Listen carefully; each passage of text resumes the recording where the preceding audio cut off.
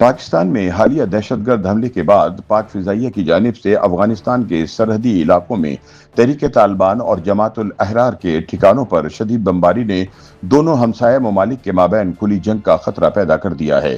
یاد رہے کہ دونوں ممالک ایک دوسرے پر فضائی حملوں، سرحدی خلاف ورزیوں اور دہشت گرد گروہوں کی سرپرستی کے الزامات عائد کر رہے ہیں، جبکہ دفاعی ماہرین خبردار کر رہے ہیں کہ اگر موجودہ کشیدگی پر بروقت قابو نہ پایا گیا اور مذاکرات کے ذریعے تنازع حل نہ کیا گیا تو دونوں ہمسایہ ممالک کے درمیان کھلی جنگ کے امکانات کو بھی مکمل طور پر رد نہیں کیا جا سکتا۔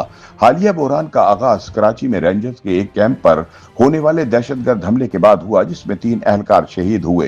تحریک طالبان سے علیحدہ ہو جانے والی جماعت الاحرار نے حملے کی ذمہ داری قبول کی تھی۔ پاکستانی حکام کا کہنا ہے کہ زخمی حالت میں گرفتار ایک دہشت گرد افغان شہری ہے، جس نے دوران تفتیش اعتراف کیا کہ اسے افغانستان میں تربیت دی گئی اور حملے کی منصوبہ بندی بھی وہیں سے کی گئی تھی۔ اس واقعے کے بعد اسلام آباد نے کابل سے سخت احتجاج کرتے ہوئے افغان ناظم الامور کو طلب کیا اور احتجاجی مراسلہ بھی حوالے کیا۔ پاکستانی حکام کے مطابق دہشت گرد حملے کے بعد انٹیلیجنس اطلاعات کی بنیاد پر افغانستان کے صوبے پکتیکا، پکتیا اور کنڑ میں فضائی کارروائیاں کی گئیں۔ سرکاری موقف ہے کہ ان حملوں میں تحریک طالبان اور جماعت الاحرار کے 3 اہم مراکز کو نشانہ بنایا گیا، جہاں تقریباً 25 شدت پسند مارے گئے اور بھاری مقدار میں اسلحہ تباہ کیا گیا۔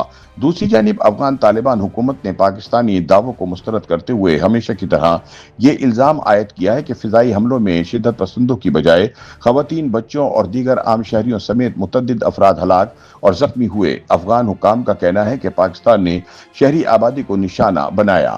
پاکستانی فضائی کارروائیوں کے بعد افغان وزارت دفاع نے دعویٰ کیا ہے کہ اس کی فضائیہ نے بلوچستان کے ضلع پشین کے علاقے سرانان، خیبر پختونخوا کے قمبر خیل اور چترال کے شاہ سلیم وادی میں داعش کے تربیتی مراکز پر فضائی حملے کیے۔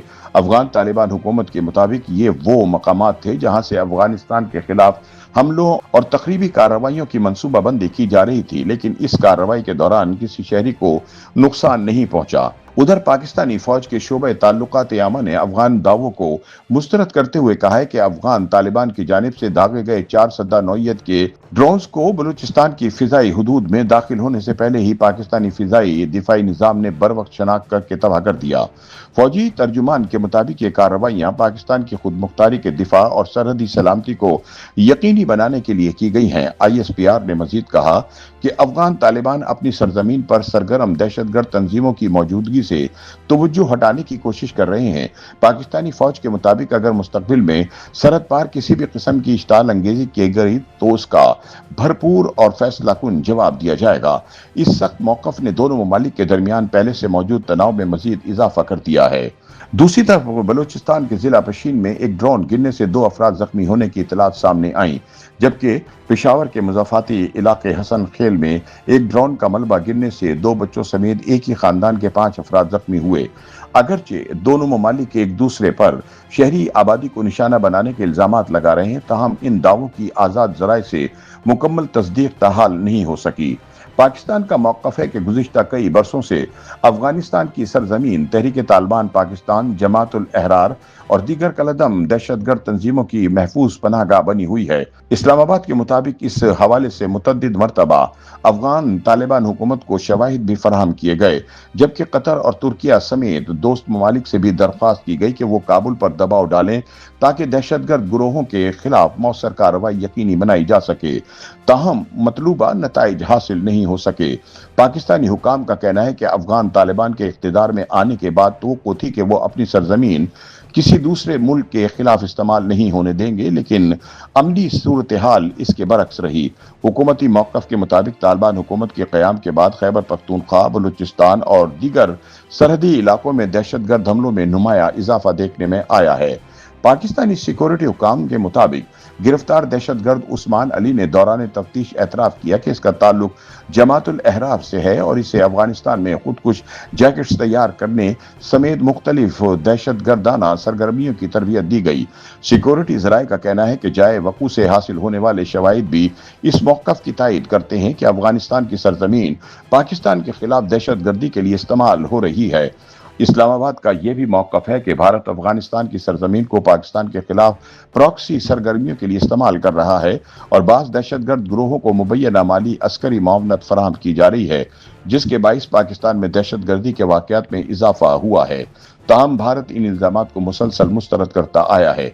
पाकिस्तान का कहना है कि सिफारती कोशिशों के बावजूद जब दहशतगर्दी में कमी ना आई तो सरहदी इलाकों में इंटेलिजेंस इत्तलात की बुनियाद पर कार्रवाइयां नागुज़ीर हो गईं।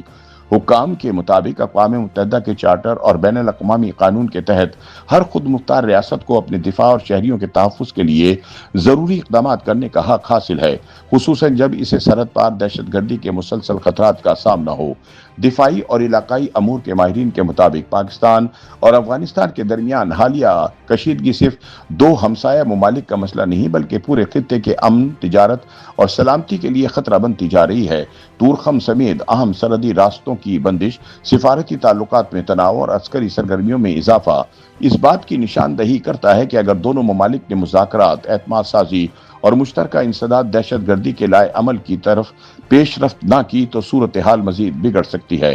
तज्ज़ियाकारों का कहना है कि मौजूदा बहरान में सबसे अहम ज़रूरत कशीदगी को कम करने, सिफारती राब्तों को बहाल रखने और दहशतगर्दी के मसले पर मुश्तरका हिकमत अमली इख्तियार करने की है। बसूरत दीगर सरहद पार हमलों, जवाबी कार्रवाइयों और सख्त बयानात का मौजूदा सिलसिला किसी बड़े अस्करी तसादुम में तब्दील हो सकता है, जिसके असरात न सिर्फ पाकिस्तान और अफगानिस्तान बल्कि पूरे खित्ते के अमन, मईशत और इलाकाई इस्तेहकाम पर भी मुरत्तब होंगे। YouTube पर गूगली न्यूज देखने के लिए youtube.com की सर्च बार में गूगली न्यूज टीवी टाइप करें। गूगली न्यूज के पेज पर सुर्ख रंग के सब्सक्रिप्शन वाले बटन पर क्लिक करना ना भूलिए। YouTube पेज पर अपलोड होने वाली वीडियोस से बाखबर रहने के लिए बेल आइकन पर क्लिक कीजिए। आपको हर नई वीडियो के बारे में नोटिफिकेशन मौसूल हो जाएगा।